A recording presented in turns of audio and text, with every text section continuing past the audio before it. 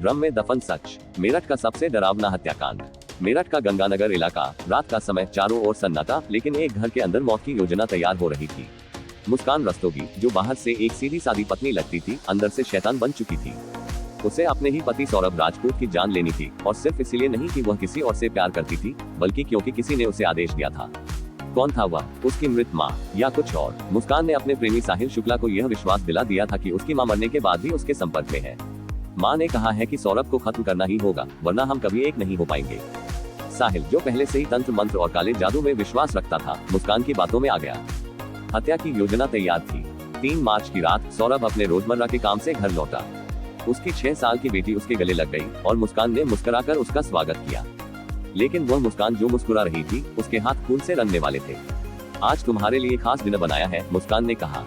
सौरभ ने प्लेट उठाए और पहला निवाला लिया। उसे नहीं पता था कि उस खाने में सिर्फ मसाले नहीं, बल्कि मौत भी मिली हुई थी।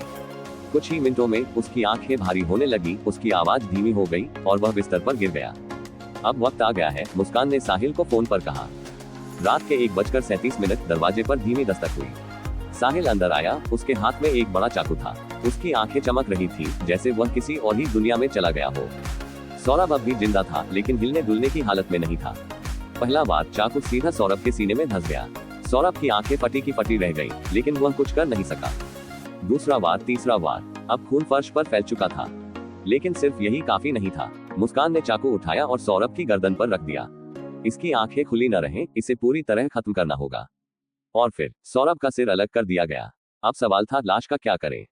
मुस्कान ने 4 मार्च की सुबह एक नीला प्लास्टिक ड्रम खरीदा। सौरभ के शरीर के 15 टुकड़े किए गए। हाथ अलग, पैर अलग, धड़ अलग, सिर अलग। इसके बाद साहिल ने लाश को ड्रम में डाल दिया और ऊपर से सीमेंट और रेत भरकर उसे हमेशा के लिए छिपा दिया।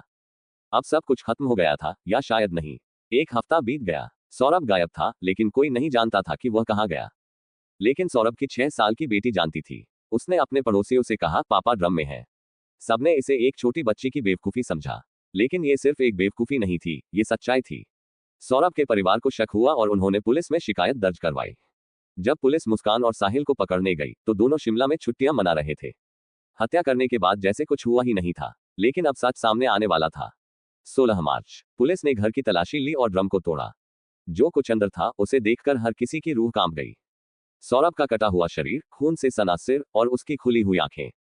जैसे वो अब भी देख रहा हो, जैसे वो अब भी सच बताना चाहता हो। मुस्कान और साहिल पकड़े गए। उन्होंने अपना जुर्म कबूल कर लिया। लेकिन कहानी यही खत्म नहीं हुई।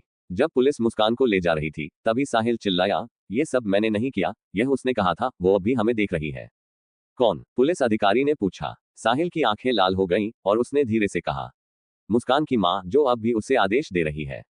क्या वाकई यह सिर्फ एक हत्या थी, या इसके पीछे कोई और शक्ति थी? अगर आपको यह वीडियो पसंद आया, तो लाइक, शेयर और सब्सक्राइब करना न भूलें। और कमेंट करके बताएं, क्या ये सिर्फ इंसानों की साजिश थी या वाकई कोई आत्मा इस खेल का हिस्सा थी।